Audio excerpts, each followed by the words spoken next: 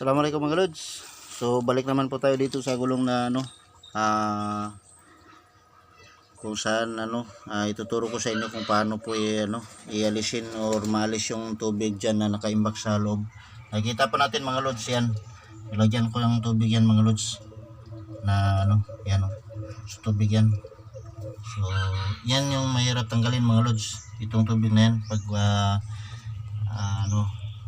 bubutasan lang natin. So ngayon mga lods, i-explain ko sa inyo, ituturo ko na sa mga lods kung paano yan kusang bababa yung tubig. Ang dahil sa mga mahiwagang panty ng mga asawa natin mga lods, kusang bababa yan. Pero halimbawa mga lods, pag hindi kayo pahiramin ng mga asawa ninyo ng panty, maghanap kayo ng tila mga lods. Importante mga lods, cotton. Kung pahiramin kayo ng mga asawa ninyo ng panty, maganda ang piliin lang ninyo yung cotton na panty. Kung walang panty, pwede brief, basta cotton lang mga lods. Pwede damit, pwede kahit anong tila, basta cotton. Ang gagawin po natin mga lods, ganito lang. Itong tila, cotton ito, damit. So gagawin po natin mga lods, ganyan. Babasahin po natin yan mga lods. Pag nabasa na mga lods, ang gagawin po natin, ibababa natin yung kuwan ng damit. Ganyan yung portion mga lods. So makikita po natin mga lods sa baba. Tingnan po natin. Ayan. So tumatagas na po yung tubig pababa mga lods. Ayan. Ayan. Hinahatak ng mga lods yung tubig pababa. Kasi ang tubig mga lods, ang hinahanap niyan is yung pababa na porsyon. So ang mangyari mga lods, pag mabasa yung damit na yan, yan yung magiging tulay ng tubig papunta sa baba. So kaya madidrain po yung natin mga lods, yung naiimpakan ng tubig na gulong natin sa mga bahay natin. So ligtas talaga yung mga kapamilya natin dito mga lods ng sakit na dengue. Kasi yan yung pinamumugaran ng lamok, yung mga naiimbak na tubig. Yan. So makikita natin mga lods, yung tubig dire-diretso pa rin. Tingnan po natin mga lods, dire-diretso pa rin. So yan.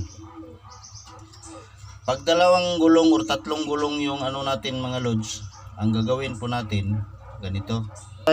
Kukuha po tayo mga lods ng ibang tela. So dito naman natin ilalagay sa baba. Kung halimbawa dalawa yung gulong natin. So ganun pa rin ang gagawin natin mga lods. Babasahin po natin yung tela na cotton.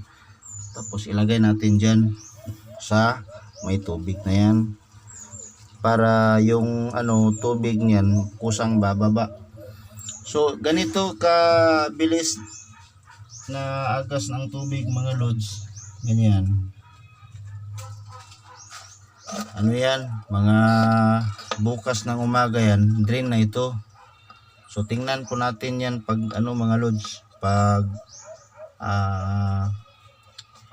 bukas, tingnan po natin yan kung yung mangyayari. Pero ito mga lods, gusto ko i-share ninyo ito at saka panoorin ninyo kasi ito legit na legit. Dahil lang sa mahiwagang panty na na-discover ko noon na natapon ko sa gulong, na drain talaga yung tubig. So hindi naman makakasama mga lods pag subukan po natin. Hindi naman tayo makukulong kung subukan natin. Pero ito mga lods, I promise sa lahat ng susubok nito mga lods, legit na legit.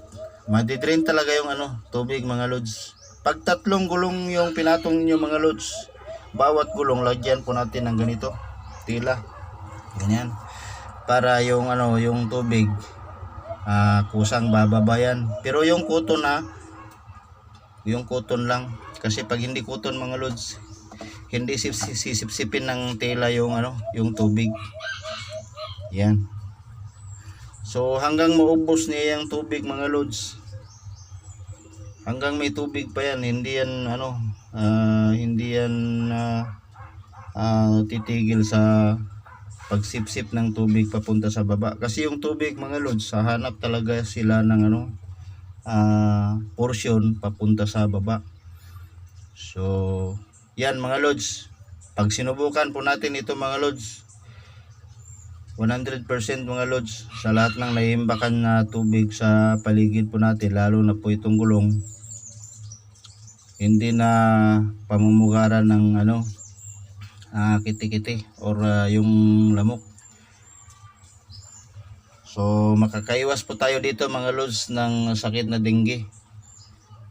Para rin ito sa atin lahat, para sa pangkalusugan po natin or sa kalusugan ng pamilya natin.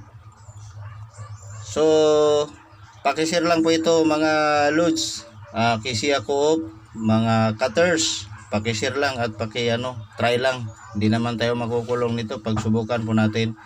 So sa lahat ng mga Kidapawin News, para po ito sa atin lahat, sa lahat ng taga Cotabato News, at sa mga kamag-anak ko at mga kaibigan, para po sa ating lahat ito. At saka sa mga nakapagpanood nito, para din sa inyo ito. So sabi ko ito, entire the world, kung sino yung makakapanood nito, pwede natin subukan. Sa mga kapatid natin dyan sa abroad, pwede rin natin ito subukan. Subukan po natin sa mga natin, kapamilya natin dito sa Pinas.